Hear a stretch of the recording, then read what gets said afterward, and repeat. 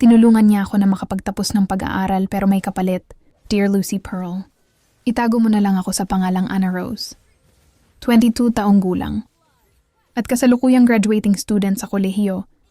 Lumaki akong sa lahat sa buhay, kaya napaga sa pag-aasawa.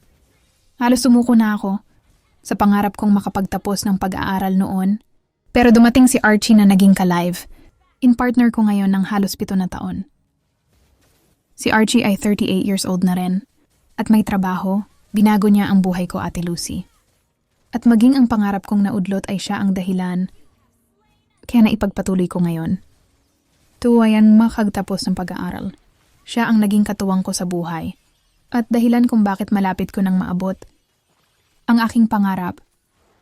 5 taon naming magkasama ni Archie. Bilang mag-live-in partner. Napakabuti niyang tao, Ate Lucy. Masipag, responsable, at maalaga, ngunit talagang may ugaling pagkasiloso.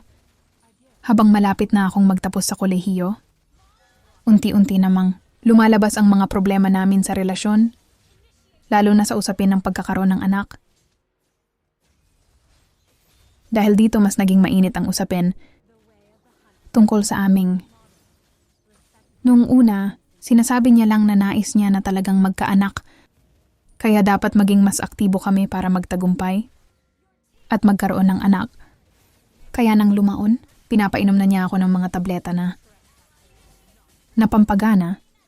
Hindi ko maintindihan kung bakit kailangan gawin ito, pero dahil ayoko ng gulo, napipilitan akong sumunod. At ngayon ako'y napapagod kasi hindi biro. Ang epekto nito sa katawan ng babae, minsan sa sobrang seloso ni Archie. Kapag wala ako sa mood o hindi ko siya napagbibigyan, iniisip niyang may ibang dahilan. Palagi niya akong tinatanong, bakit parang ayaw mo? May iba ka ba? Walang basehan ang mga hinala niya, Ate Lucy Pearl. Pero dahil sa kanyang ugali, lagi na lang nauuwi sa away ang usapan.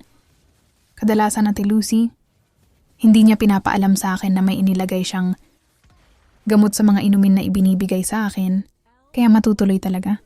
Ayon mga ninanais niya. Pakiramdam ko sa bawat araw na lumilipas, nawawala ang respeto niya sa akin bilang partner niya.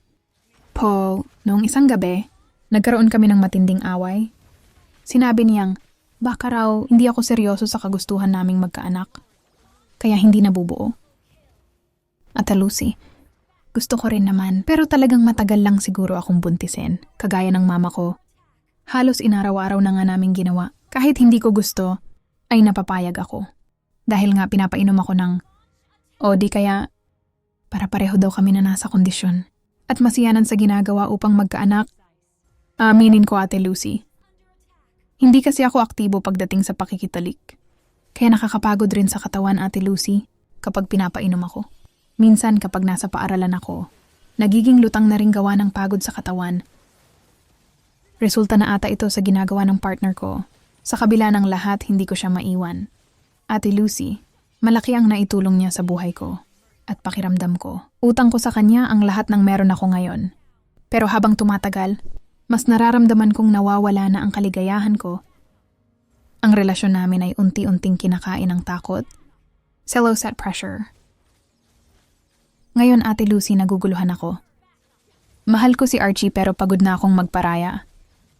Hindi ko alam kung hanggang kailan kakayanin ng katawan ko ang pag-inom ng mga ganyan. Tableta. Sapat pa bang dahilan ng utang na loob para tiisin ang lahat ng ito? Tama bang piliin ko ang sarili ko? Kahit alam kong malaking bahagi ng tagumpay ko ay dahil sa kanyang. Handa po akong tatanggap ng mga komento at payo, Ate Lucy. Mula sa mga followers mo, hanggang dito na lang at maraming salamat. Anna Rose.